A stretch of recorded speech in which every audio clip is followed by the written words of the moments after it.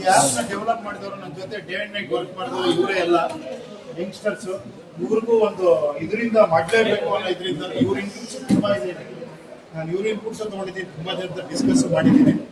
So thank you ಅಂತ ಹೇಳಿ thank you.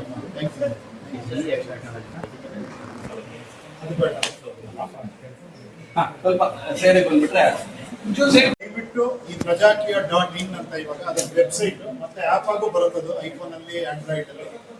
ದಯವಿಟ್ಟು ಒಂದು 10 ನಿಮಿಷ ಟೈಮ್ ಕೊಟ್ಟು ಅದನ್ನ ಟೋಟಲ್ ಆಗಿ ನೋಡಿ. ಅವಾಗ ನಿಮ್ಗೆಲ್ಲವೂ ನಿಮ್ಗೆ ಅರ್ಥ ಆಗ್ಬೇಕು.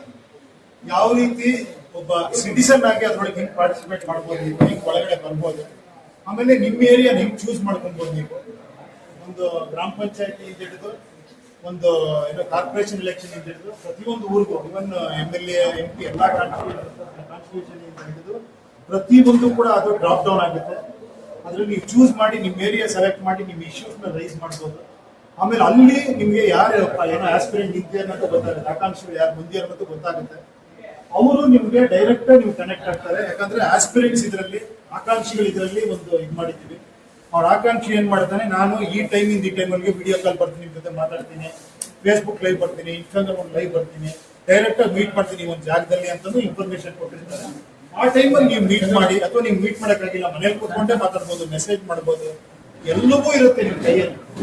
ಇಲ್ಲಿ ನೀವೇ ಸೆಲೆಕ್ಟ್ ಮಾಡ್ತೀರಾ ಅಭ್ಯರ್ಥಿನ, ಜನಗಳೇ ಸೆಲೆಕ್ಟ್ ಮಾಡ್ತಾರೆ. ಯಾವ ಪಾರ್ಟಿನೂ ಬರಲ್ಲ, ಯಾವ ಹೈಕಮಾಂಡ್ ಬರಲ್ಲ, ನಾನು ಬಿ ಫಾರಂ ಕೊಡೋದು ಯಾವುದೂ ಇರಲ್ಲ. ಇದು ಕಂಪ್ಲೀಟ್ಲಿ ಒಂದು ಟೆಕ್ನಾಲಜಿ ಡ್ರಿವನ್ ಒಂದು ಪಾರ್ಟಿ, ನಿಮ್ಮ ಕೈಲಿರುವಂತ ಪಾರ್ಟಿ, ಇದು ನಿಮ್ಮ ಪಾರ್ಟಿ.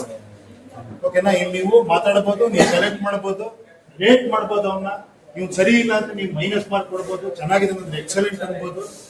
ಅವ್ರು ನೀವು ಸೆಲೆಕ್ಟ್ ಆದ್ರೆ ಎಲೆಕ್ಷನ್ಗೆ ಹೋಗ್ತಾರೆ, ನಿಂತ್ಕೊಳ್ತಾರೆ, ಅಲ್ಲೂ ನೀವು ಸಪೋರ್ಟ್ ಮಾಡ್ತೀರಾ. ಒಂದಷ್ಟು ಜನಕ್ಕೆ ಹೇಳ್ಬೋದು ನೀವು ಎಲಿಜಿಬಲ್ ಆಸ್ಪಿರೆಂಟ್ ಅಂತ.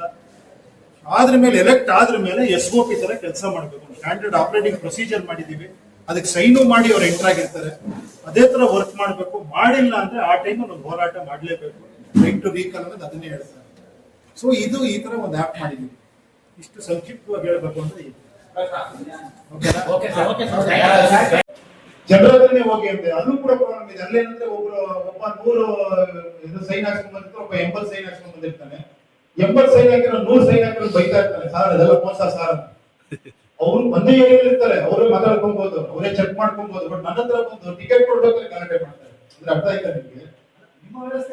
ಸೊ ಇದು ಟೆಕ್ನಿಕಲಿ ಇವಾಗ ಎಲ್ರಿಗೂ ಕಾಣಿಸುತ್ತೆ, ಯಾರ್ಯಾರಿಗೆ ಸಪೋರ್ಟ್ ಮಾಡಿದ್ದಾರೆ, ಯಾರಿಗೆ ಎಷ್ಟು ರೇಟಿಂಗ್ ಬಂದಿದೆ ಎಲ್ಲ ಗೊತ್ತಾಗ್ಬಿಡುತ್ತೆ. ಈಗ ನಾನೇನು ಮುಂಚಿನ ಅಂತದ್ದು ಏನಿಲ್ಲ.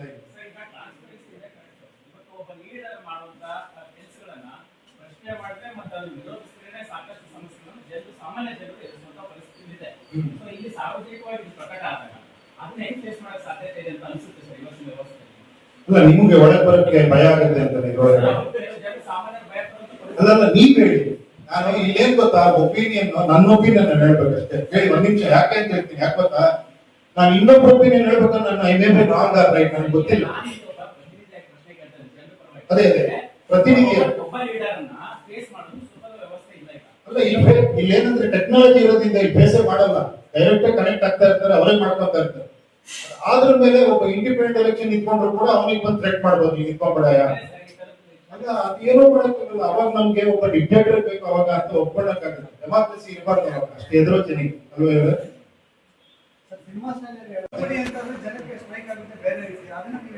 ಇಲ್ಲ ಅಲ್ಲ, ಅದಕ್ಕೆ ಮತ್ತೆ ಡಿಪೆಂಡ್ ಆಗ್ಬೇಡಿ, ಇಂಡಿಪೆಂಡೆಂಟ್ ಆಗಿ ಯೋಚನೆ ಮಾಡಿ. ಇಲ್ಲಿ ನಾವು ರೈಟ್ ಟು ರೀಕಾಲ್ ಮಾತ್ರ, ಇಲ್ಲ ಇಲ್ಲ, ರೈಟ್ ಟು ರೀಕಾಲ್ ಬಗ್ಗೆ ಮಾತ್ರ ನಾವೇನ್ ಹೇಳ್ತೀವಿ, ರೈಟ್ ಟು ರೀಕಾಲ್ ತರೋರಿಗೆ ಮಾತ್ರ ಹೋರಾಟ ಇರುತ್ತೆ ಅಷ್ಟೇ.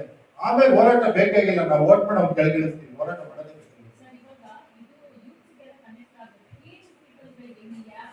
ಯಾರ ಏಜ್ ಪೀಪಲ್ ಕೇಳಬೇಕಾಯ್ತಿಲ್ಲ, ನೀವ್ ಕೇಳ್ತಾ ಇದ್ದೀರಾ?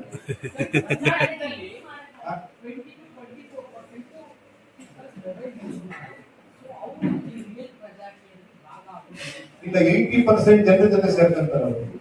80% ಜನ ಮೊಬೈಲ್ ಯೂಸ್ ಮಾಡ್ತಾರಲ್ಲ, ಅವ್ರ ಜೊತೆ ಖಂಡಿತ ಅವ್ರು ಸೇರ್ಕೊಂತಾರೆ.